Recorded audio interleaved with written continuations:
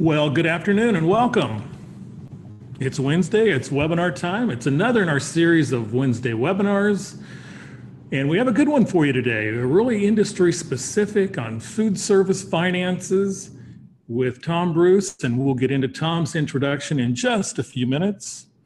Good afternoon again. I'm Kelly Bearden. I'm the director of the CSU Bakersfield Small Business Development Center, and I'll be your moderator for today. Our producer seated next to me is Elizabeth Hamlin, and Elizabeth will be working on the production side of things today. So welcome. We have a really good webinar going, and before we get Tom on here, what we'll do is go through a little bit of information. So first of all, the webinar today is presented by Small Business Development Centers throughout California and throughout across the country with over 1,000 centers across the country. In California, we have 6 such regions. We're in the Central California region, most of us today, and that is from Kern to the south and Mono to the north, to the east of Inyo counties out to the Pacific Ocean. We're also extending a warm welcome to our friends from the Central Coast SBDC region in Santa Cruz County over here, and some others that are scattered throughout California. So welcome all of you today, and have a good webinar. So a few of the housekeeping items we go through is we're encouraging you to please ask questions. Your questions are important, and we can get your questions and answer them at a allotted time at the conclusion of the presentation. Our attendees today are all going to be muted in view and listen mode. You can communicate through the question, the Q&A box, and feel free to ask questions, and we will be answering those at the end. At the end of the webinar, a survey will be emailed to you. Please complete the survey. If there is anything that you would like, perhaps slides or other materials, please mention that on that. And also, we really encourage your participation on the survey in order to help us plan events that you really want to see us bring you. We're getting into webinar season to where we're doing 2 or 3 a month, and we have plenty of topics that we can fill in with suggestions from our audience, so please take the opportunity to do that. And any handouts or other materials, and we do have some special handouts we'll be talking about in a second for today. Some of our tips: mobile applications are available. You'll need to download the Zoom software for the best experience. And the best experience is probably seen on a full screen, either laptop or desktop. But if you're on the run and want to get on the tablet or iPhone or cell phone, that is an option as well. We'll have a couple of interactive polls today. So please participate in the polls, as it gives us a greater audience participation, and also it gives us the knowledge of who's out there on the webinar today. And we have a really nice attendance today, so welcome everyone. Submit your questions through Q&A. And also at the conclusion of the webinar, we'll have some materials that the flash presentation, which is a set of financial information that our presenter Tom's going to be talking about today. And those are going to be available to assist you in your businesses from this day forward. So that'll be coming to you, as well as a link. And being a webinar that is highly technical in the financial area, you might want to view it again or go back and look at certain parts. You'll have a link to where you can, on demand, go back and look at the webinar again and again if you would like. So please recall that. The Small Business Development Centers, what we do here is we provide high quality, no cost, confidential consulting on a one-on-one basis with very high qualified consultants throughout the regions that I have mentioned. We do a number of training projects, in-depth classes. You can sign up for our center, which is for Kern, Inyo, and Mono County, right here at csub.edu/SBDC, or Google your local SBDC center and sign up for the high quality, no cost, confidential one-on-one consulting. Some other stuff, our next webinar is coming up in 2 weeks, and where we don't do a lot of work with small businesses. We have Eric Ryan coming on to do 5 simple secrets for transforming your small nonprofit. So if you know any nonprofits out there that are looking for some really practical and immediate applications that they could use in their business, this is the webinar for them. And a little sidebar note, we've done our strategic planning The SPDC is a nonprofit. And I've worked with Eric for the last 6 years or so, and fantastic resource, and it'll be an excellent webinar if that's what you're looking for. So that's coming up next. And before I introduce our presenter, let's go through a couple of polls real quick. And our first poll is going to be, what kind of operation, what type of food business are you operating or plan to operate? And we have a choice of 5 items for you. One is a full service restaurant. Another is fast casual or a quick serve restaurant. Maybe you're doing fast food. You're doing catering, or maybe it's not one of those 4 and it's in the other category. Maybe it's a food truck or some other type venture.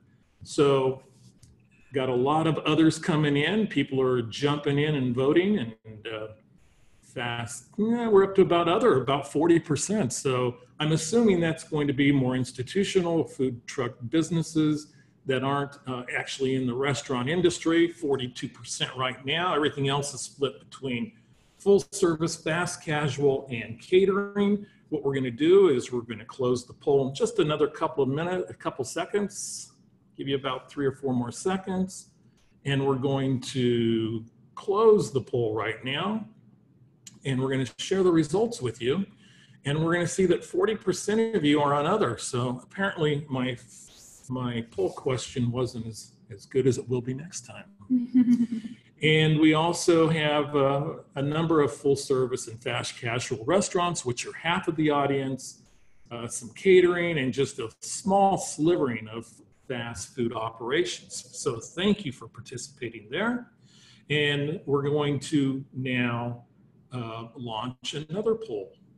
And our second poll is going to be a little bit about your business, how long you've been in business. So what we're trying to figure out is how long you've been in business. Is it you're in the process of starting your business? Is it between 1 day and 2 years, 2 to 4 years, 4 to 10, or 10 plus years? Vote now, vote often.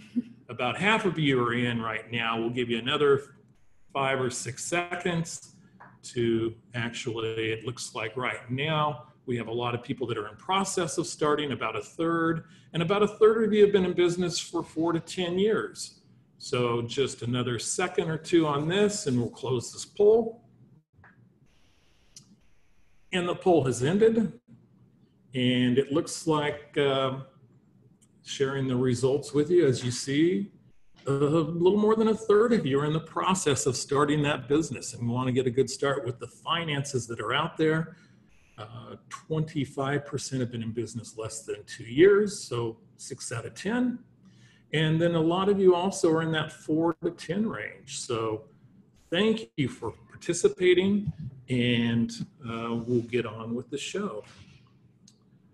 So it is my pleasure today to introduce you to a gentleman who has worked with the Small Business Development Center program for, I would estimate, at least 25 years. I remember going back with Tom Bruce to the 1990s, and Tom is a principal now in the business Central Coast Food and Beverage, which is a premier restaurant and food service consultancy business, and Tom is based on California's Central Coast.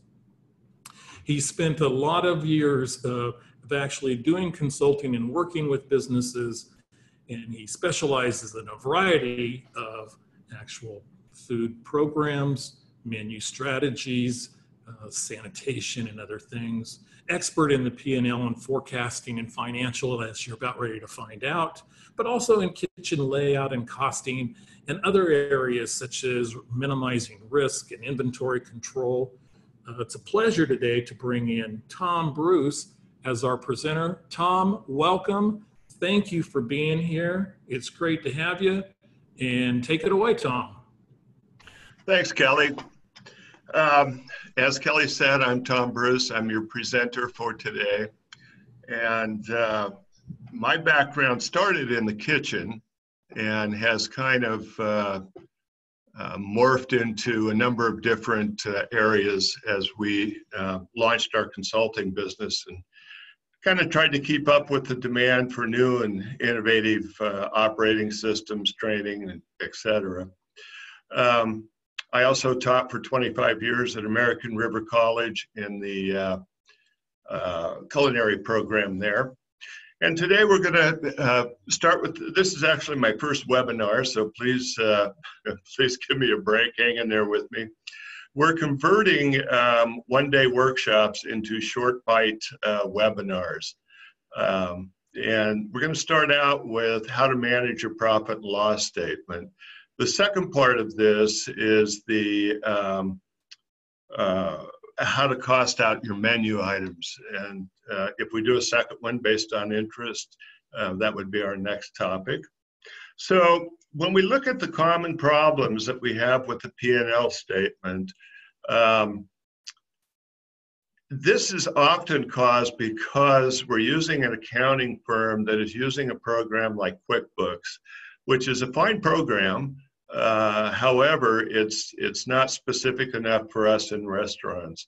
So if you look at this common P&L format that's up on the screen now, it will show our sales by category and then a total amount of sales. But then everything else becomes a percentage of that total sales.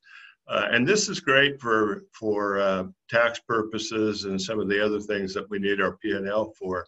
But as an operating document, it doesn't really fill the bill for us. So if we look at the top section of that, that's the income section. And we'll talk a little bit more about what categories might go into that. The next one is cost of goods sold. And often you'll find labor in cost of goods sold. We pulled it out and put it down further. But it just depends on how your P&L is laid out. So we have direct operating expenses, and then down at the bottom we would have a gross profit. Often then we'll have our cost of occupation, and then a net profit or a taxable profit. So if we move on to the next slide here, we can see that one of the problems that we often run into here is the use of cash accounting. And cash accounting means that an expense has been logged in when it's paid and not when it's incurred. And being an industry that works with a perishable product and so on and so forth, we have to be very careful that we accrue our expenses when they come in, because our income comes in that same cycle. So we're going to get into a little bit later about how we calculate usage, but our formula here for food cost is, or any cost of goods, is revenue in that particular category divided into the expenses in that category. And we need to have expense centers and revenue centers which match up. And we have to have labor broken down a bit more than most P&Ls will do it. So the next thing we want to suggest to you is a 13x4 accounting versus monthly accounting. We're going to get into what's called a weekly flash report, which is it's a prime cost summary. And it's something that we highly recommend to all of our clients. We've had fantastic results with it. But one of the things that matches up with that is a 13x4 accounting calendar versus a monthly calendar. 13x4 gives us 4-week cycles, and there's obviously 13 of them in a 52-week year. The advantage here is that we always have the same amount of, or the same coordination of days within an accounting period. Most of us, especially those in full service and fast casual, will find that we have higher sales on Friday and Saturday. That's pretty traditional in the industry. So when we're doing comps, which are comparisons of August this year to August last year to see if we've had a growth in sales or a decline in sales, If that month is configured differently, and let's say there's 5 Fridays in it as opposed to only 4, we may think that we have had an increase in sales, that where our comps are up, when really they're not. It's just because we had the extra Friday. So when we do 13 by 4 accounting, we have the same number of, Friday, Saturday, Sunday, whatever day of the week it is. And then if we tie that in with a biweekly payroll instead of a bi-monthly payroll, everything begins to line up. We're always in a situation where payroll closes at the same time that the accounting cycle closes, and we have a fairly clean package that way. So just to recap, accrual accounting, not cash accounting.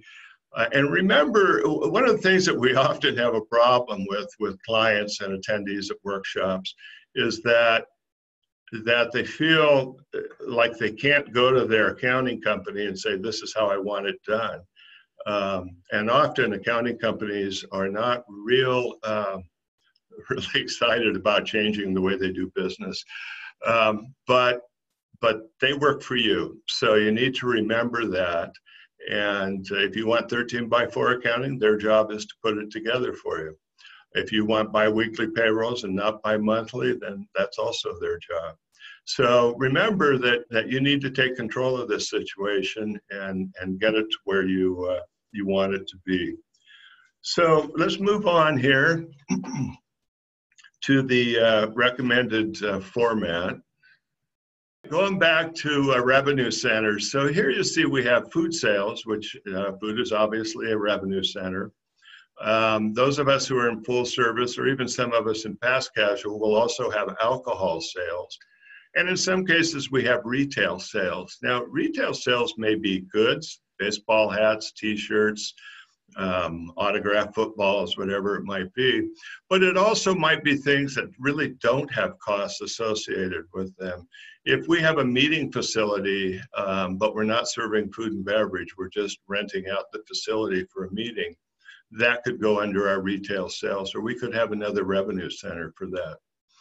So that's our revenue centers. Now, if we go across to the other side of the slide, you'll see food costs, which are related directly to food sales. So we have a revenue center and an expense center.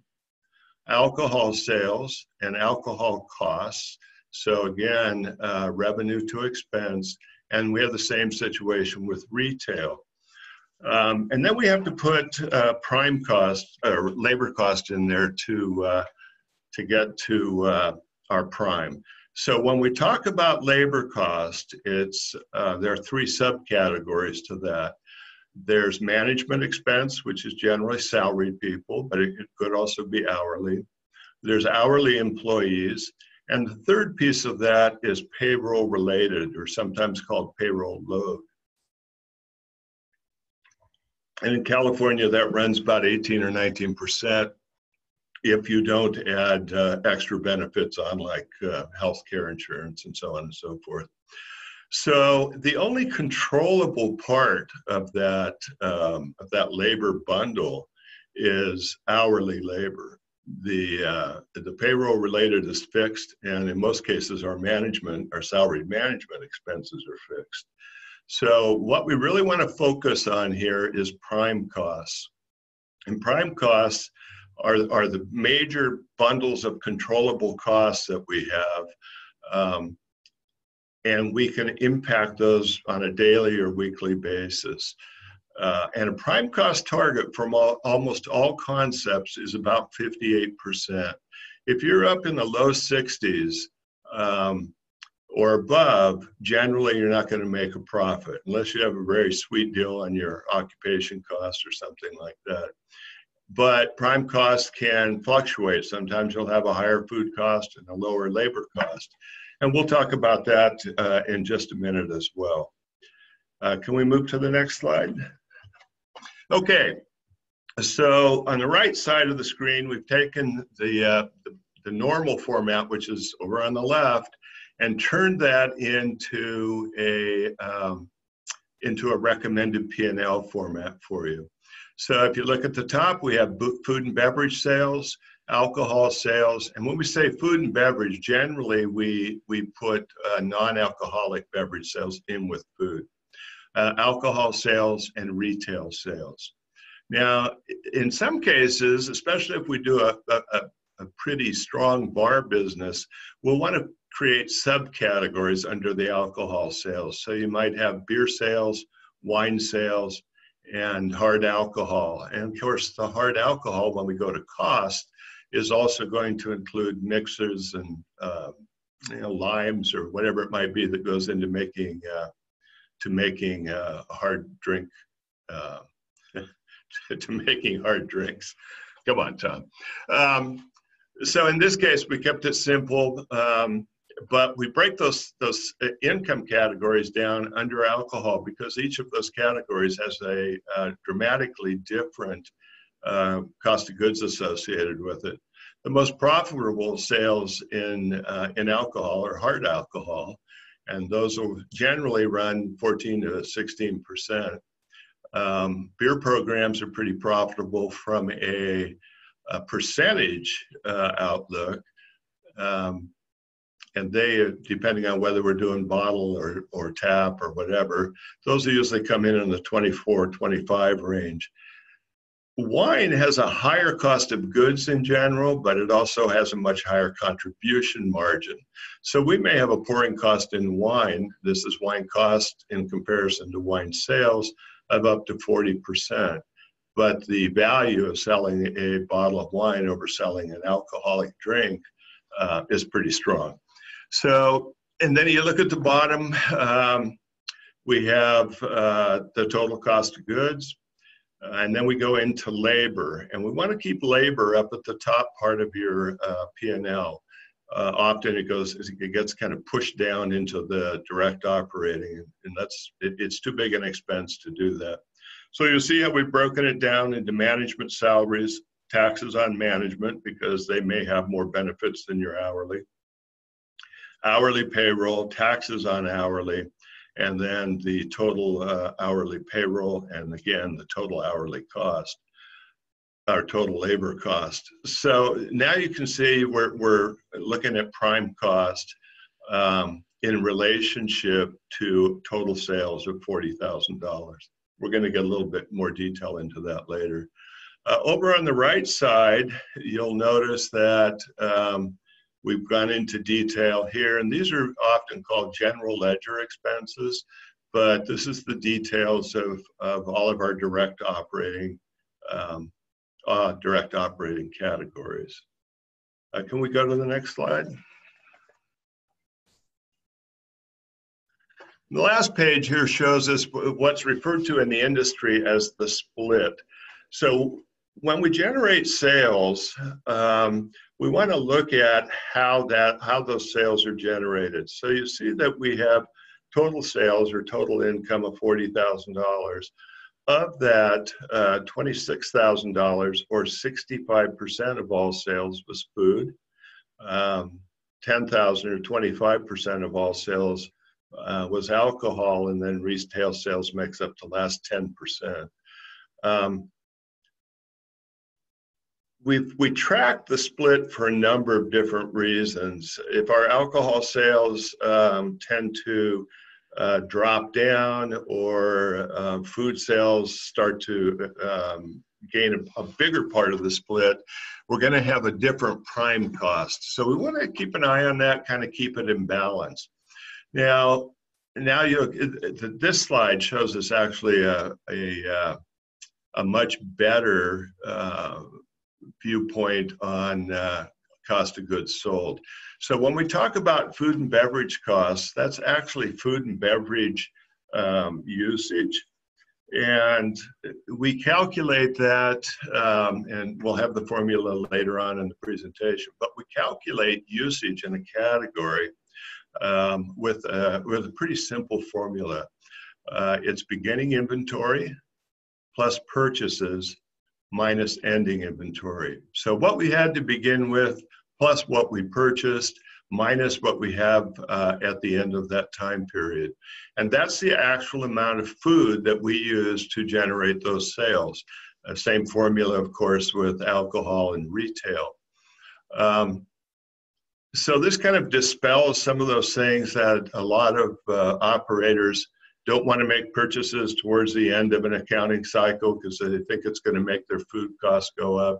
You do incur the expense. It's logged in on that particular week when you receive that product, but then you inventory it at the end of the cycle, so it's accounted for.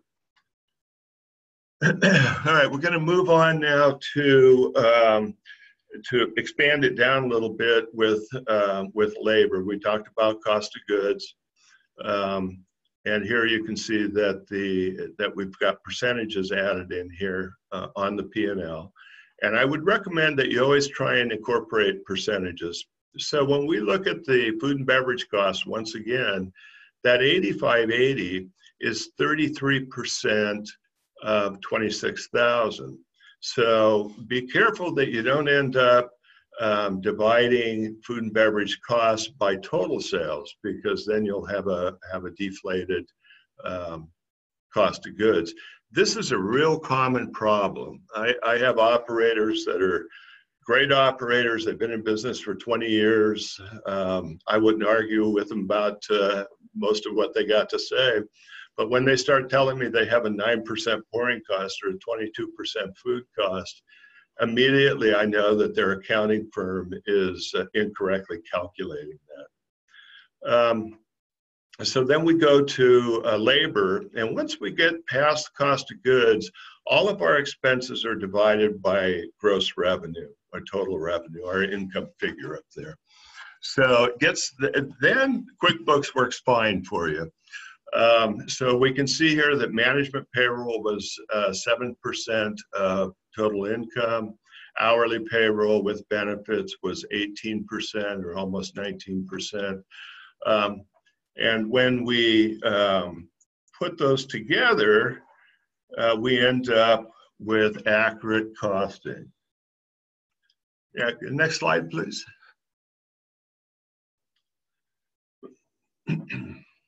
All right, so this is a bit redundant. There we go. So we'll often get questions about what's industry standard for my concept. You know, what should my food cost be? What should my labor cost be? And I'll be real honest with you. I have never run into any kind of numbers like that I would that I would base my reputation on.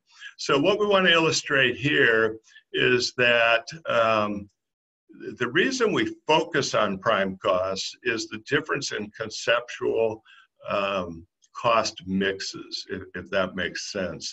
So if we have a coffee business, and we'll look at Starbucks as an example. I doubt that we have any Starbucks people here today, but if you walk into a Starbucks, you know, the average sale might be $5, $6. My average expense with them is as cheap as I can get away. It's usually $1.95. But so they're not creating a real high check average, certainly. And there's a lot of people working in a Starbucks. So in the case of a Starbucks, they may have an enhanced labor cost, but a decreased cost of goods. So their prime cost still has to come in at that 58, 59%. I have a couple of clients who have steakhouses, and they're known for big steaks, prime rib, lobster, stuff like that. Well, they have a cost of goods that may be up in that 47, 48%. They generally have pretty good alcohol sales, so that certainly helps with cost of goods. But the labor in the back of the house, you know, it doesn't take a big staff to cut prime rib and grill steaks. So the prime cost idea always holds true. It's not specific to one type of operation or another. It's as applicable to fast food as it is to fine dining. All right, we're going to move ahead now and talk a little bit about the flash report. The flash report is designed to give you a real-time information picture of how you're operating. When we look at a P&L, that's a measure of performance. You know, how well did we do during a specific time period? And then when we look at a balance sheet, that's telling us really the health of our business. But the problem with infrequent P&Ls, whether you're doing them monthly or quarterly, and a lot of our clients through the SBDC are doing quarterly P&Ls. The problem is that if you find that you have a problem, let's say your food cost went up 4 points, you know, that's 7-week-old information at best, and it may be 14-week-old information or even longer. So real-time information, you know, our goal here is to look at the prior week's performance by Tuesday, at the latest Wednesday. And we maintain these programs for a number of small corporations that have 7 or 8 units. So we turn them out unit by unit on Tuesday, and then by Thursday, there's a consolidated report so they can see not only how each of the units is doing, but how the company as a whole is doing. So the flash report has the same blocks of information that the profit and loss statement does. If you look up here, we have food sales and beverage sales, and then it gives us a total sales figure. However, this is total for a week, or you know, maybe it's a 2-week sales figure. Then we go into cost of goods, and there's the formula that we discussed. If you look right here, beginning inventory plus purchases minus ending inventory gives us usage. Now, we're going to send you this program in an Excel document. And a lot of this stuff is self-calculating. Here you'll see that we've done it a little bit differently. We have broken food costs down into 5 subcategories. And these are the subcategories that we generally use.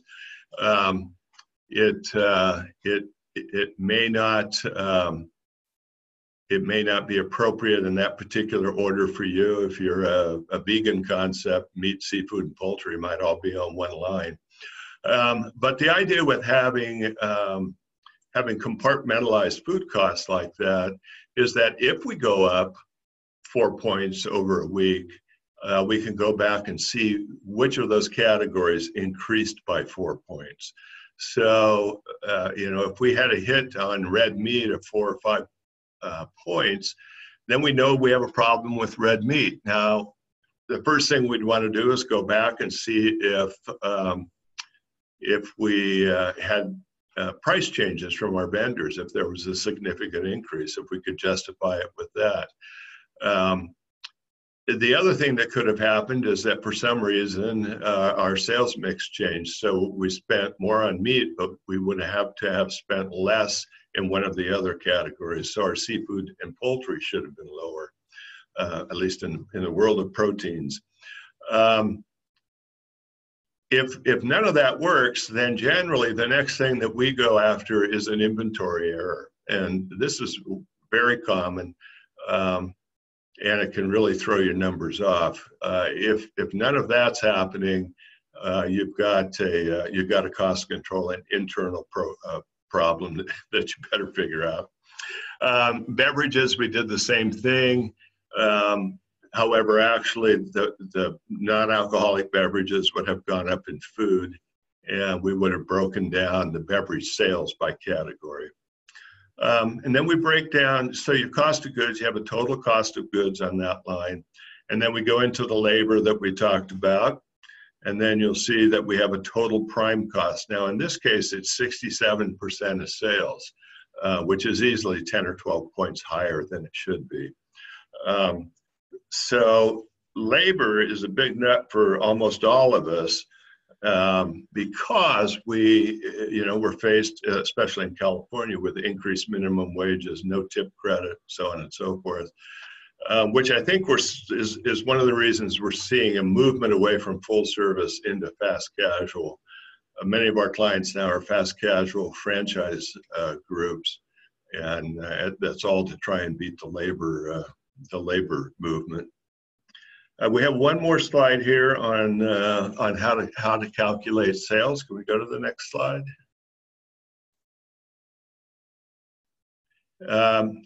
So when we talk about sales, and this is something that kind of often throws people, you have to include comps on sales. So if in fact I give a beer to somebody at the bar because they're a regular, they just spend a lot of money there, whatever it might be, that still has to be wrung out as a sale and then backed out as a comp, and it should be charged then against marketing. Your employees shouldn't be giving things away, obviously, without running them through. You can give them budgets for that,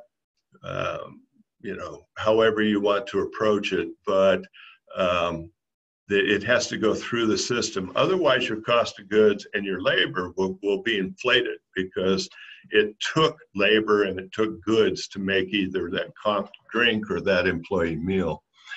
Employee meals, there's two ways that we handle that. Some operators let employees order off the menu. They may have a choice of 4 or 5 things, or they may get a discount off the menu, half off, something like that.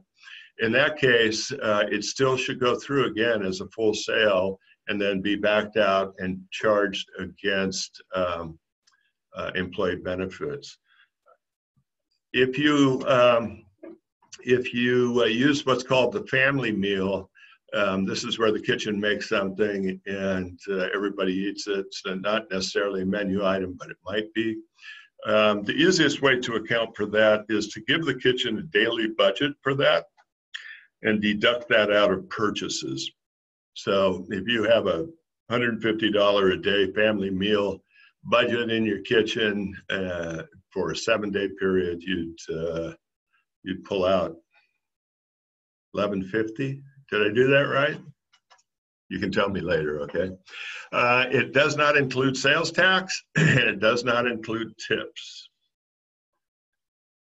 All right, let's move on to cost of goods. And we just touched on this briefly, but we're going to hit on it again because it's real important.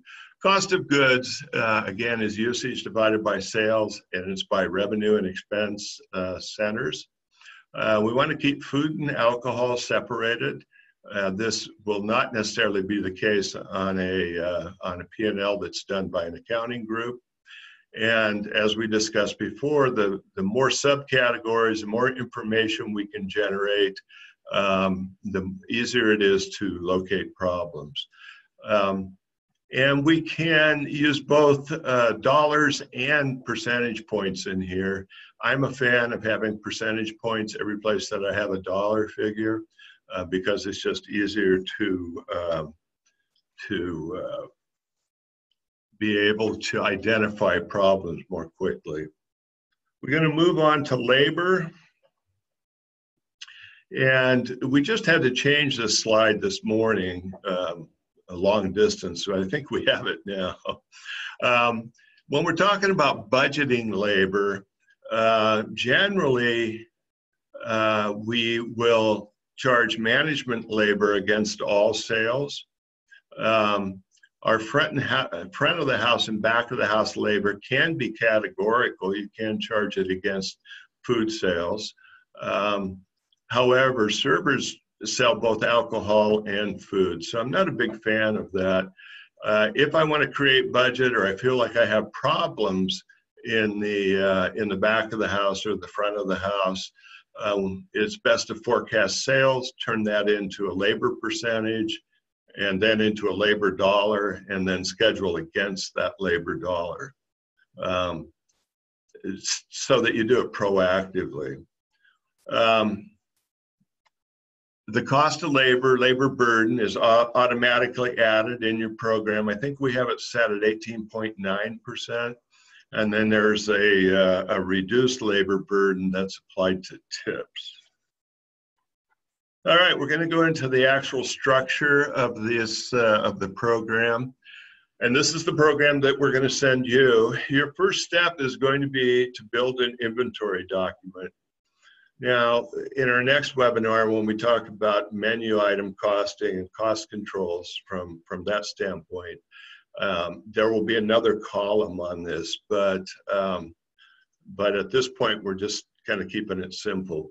So we have to take an inventory and we break that down by the same cost categories that we talked about. We have meat, seafood and poultry, dairy, produce, and I'm sure there's dry goods at the bottom of that. You won't have any products in there, obviously. That's stuff that you're going to have to put in.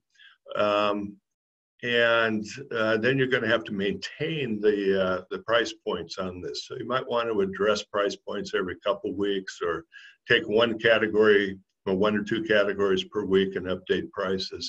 This is a very basic manual program. We have others that we recommend to people that are not ours, but they're a little bit more sophisticated, and we'll touch on those next time as well.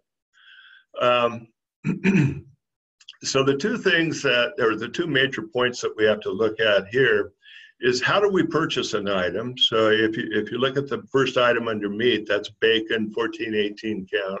We buy it in a 15-pound case.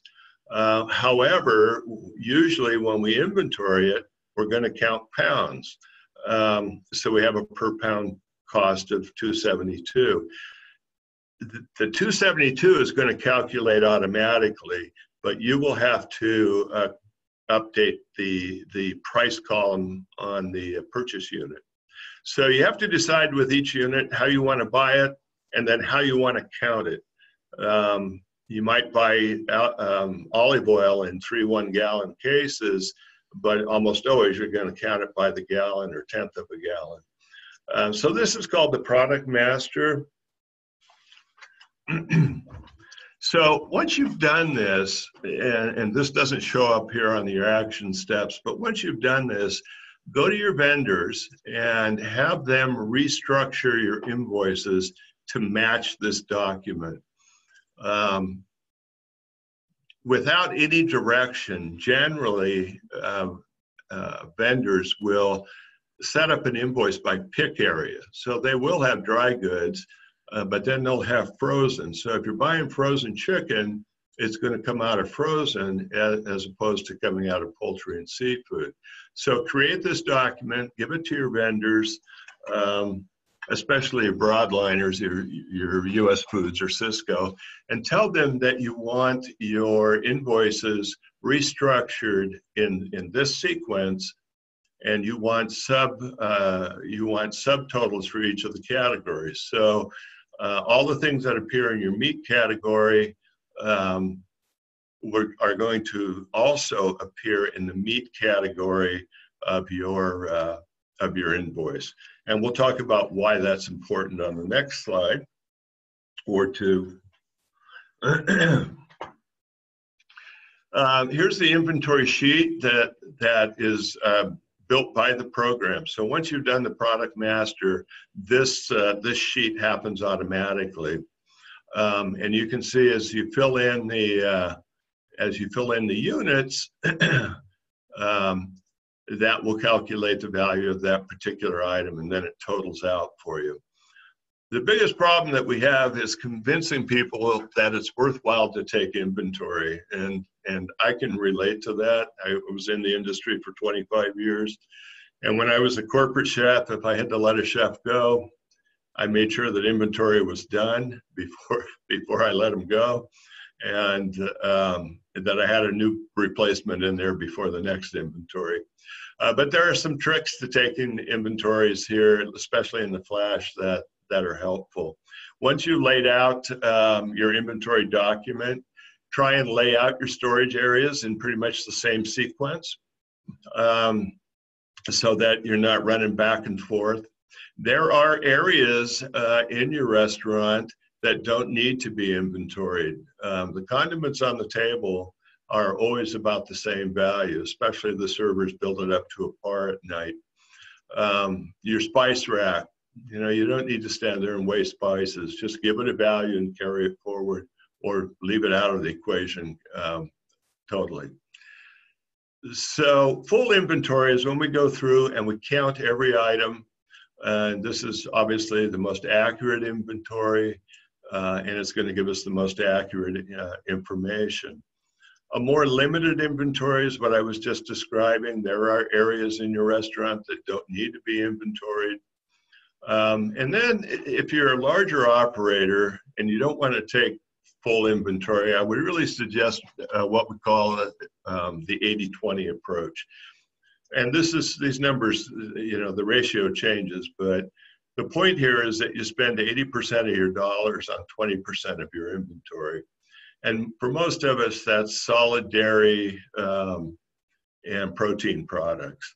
So on a weekly basis, only inventory those items and set your weekly cycles up so that they close out on Sunday and they open and restart on the next Monday.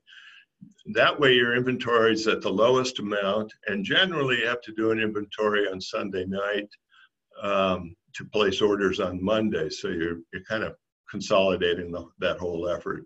So the 80-20 could be 75-25, but just pick out the key items and do those on a weekly basis. And then on the 4-week windows, when you're going to roll over an accounting cycle, do a more complete inventory. If you're a small operator, you can actually do no inventory at all. And we'll talk about how the rolling average will compensate for that eventually. We're going to move on now to purchases and how we track them. And this is why it's really important to get your vendors to lay out your invoices in a manner that makes some sense. So if you look at the top vendor here, it's Mark's Meat Packing. That my wife was very creative with that. And everything that we get from Mark's goes under seafood and poultry. Bread, seafood. I never noticed the cow pie dairy until right now. Produce. But then when we get down to Cisco, we're buying products out of every category. So it's important here that that we have those subtotals. It makes it much easier to manually put them into this part of the program. Otherwise, you have to go through and, you've got frozen chicken over here and fresh turkey over there and so on and so forth. So this is your purchase log. You're going to have to add the purchases in. For small operators, I think this is a great tool in any case, because now you're handling your inventory or your invoices twice, and you have a much more higher likelihood of catching problems. If you can't eat it or drink it, it doesn't go on the purchase log. We often run into people who think that cost of goods should include paper. And for some of us now, if we do a pretty strong to-go business, we have a couple of clients who are ski resorts, and they have a huge paper cost because almost everything is disposable. We'll add a column in here, but it does not go into cost of goods. It doesn't go into calculating food cost or any of that. It just shows the percentage of sales dollars that were spent on paper products. Okay, let's move on to step 3, cost of goods. We touched on this. This is just a little easier to understand. You've logged your purchases from your purchase log, and that'll carry over. You did a beginning inventory at the beginning of the week, Sunday night, Monday morning, whatever it is. You've added your purchases, or the program has added your purchases, and then you have an ending inventory. So going back to a partial inventory, if I was really most concerned about meat and poultry, I would only work in those 2 categories, and I would do produce, dairy, and grocery once every 4 weeks. So that really narrows down. That's the 80-20 principle. Beverage, of course, can't really do that as easily, but it is easier to inventory because it's generally units in and units out. The most difficult part is partial bottles and kegs of beer, which are always fun to do. All right, so we're going to move ahead here on step 4, and this is really for operators that are kind of at the very entry level. Most of this information comes from someplace else now. We keep it in the program simply because we do often run into people who don't use a point of sale. They'll use a smart cash register, or they'll use a point of sale that that doesn't do timekeeping. So this is simply a log of all your employees by name, rate of pay, and then you fill in the hours worked, and it costs out the labor and then the labor with the burden. And again, our labor burden here is 17.5%. We can change that if you'd like when you get your program from us. And here's the things that go into labor burden. Point of sale, if you're going to use it for labor, is a great tool. One of the things that I suggest that you do is to get a point of sale that logs the sale when it goes into the point of sale and not when it's closed out. I think we're running a little short on time here. Can we move up to the flash report? All right, this is the final flash report and how it's laid out. I think we kind of reviewed some basics of this a while back. But your goal here again is to focus on prime costs and how you can reduce them.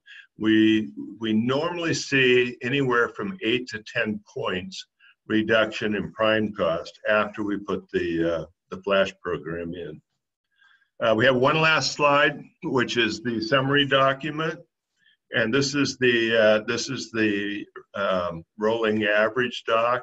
So without any kind of inventory, just logging our purchases, will eventually kind of square out for you. So every time you make an entry, it creates a new average figure. And that's good information as well. It will do that whether or not you've used an inventory or you haven't. But I still encourage people to use an inventory. It's not that big a deal. The more you do it, the easier it gets. All right, I see we have a couple of questions. Kelly? Yeah, Tom. Mostly just comments. So what we'll do is we'll just invite people, if they have any questions, and especially after they get the flash report, to contact us and we'll get the questions answered. So just a couple comments and, outstanding information. If you do have questions, you can shoot us an email. We will be emailing out the flash report and then also a link to where you could view this webinar again after you get the flash report and maybe start working some of your numbers into it. And if you have any questions, please reply to one of those two and it will come back to us. And then what we'll do is we'll get in touch with Tom. So outstanding information, financial information. I know a lot to consume and a lot of information and fantastic information. So, all right, Kelly, thank you. Thanks, guys. Thank you, Tom. And reminding you, we have another webinar coming up in 2 weeks on nonprofits, managing nonprofits. Again, if you have any questions for Tom, reach out to us, but it's going to ring 4 o'clock in a minute and it's time to get out of here. So for Tom Bruce, I'm Kelly Bearden. Thank you for joining.